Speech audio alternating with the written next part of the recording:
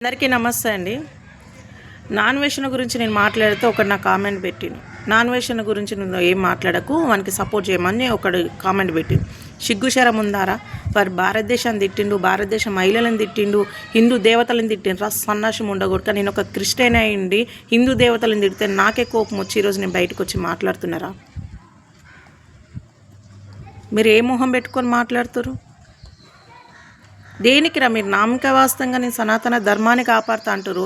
సనాతన ధర్మం కాపాడే సన్నాసులారా మీకే చెప్తున్నా. అంతగానం అవమానించినప్పుడు ఎందుకురా రోడ్లకి ధర్నాలు చేయట్లేదు? ఎందుకురా మరి సీఎంకి ఎందుకురా లెటర్ రాస్తలేరు? ఏ మొహం పెట్టుకొని నువ్వు నాకు కామెంట్ పెట్టినవరా? సిగ్గు ఉండాలి. ఒక క్రిస్టియన్ అయ్యండి నాకే బాధ అనిపించింది. ఆ భారతదేశాన్ని తిట్టిండు, భారతదేశ మహిళలను తిట్టిండు, మన దేశాన్ని చెత్త కుప్పతో పోల్చిండ్రా ముండగొడక. వానికి నువ్వు సపోర్ట్ చేయమని చెప్తున్నావారా? కొంచెమైనా బుద్ధుండి చెప్తున్నవారా? మీరు సనాతన ధర్మాన్ని కాపాడతారా? ఓ క్రిస్టియన్స్ కానీ ముస్లిం కానీ ఏదన్నా అంటే సంకలు మొత్తం గుద్దుకొని ఉరుకొస్తారు. ఇప్పుడు మాట్లాడరా? సన్నాశం ఉండగొడుకున్నారా మీరు? ఇప్పుడు మాట్లాడరు. నాకు చెప్తున్నావా? నేనే ఒక ఆడ మనిషిని అండి, నేనే బయటకు వచ్చి మాట్లాడుతుంటారా హిందూ దేవతలను అవమానించిండని? మీకెందుకు కొంచెం కూడా ఏమనిపిస్తుంది? అన్నం తింటలేరు కదా మీరు? అన్నం తింటే ఎవరికైనా అనిపిస్తుంది. నేనైతే అన్నమే తింటున్నాను కాబట్టి ఎవరైనా సరే సమానం అని చెప్పేసి నేను బయటకు వచ్చి మాట్లాడినాను.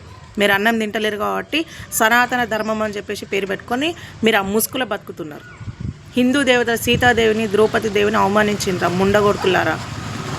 ఎందుకురా ధర్నాలు చేయట్లేదు రోడ్ల మీదకి వచ్చి? సిగ్గు లేకుండా నాకు కామెంట్ పెడతావా ఇంకో నువ్వు?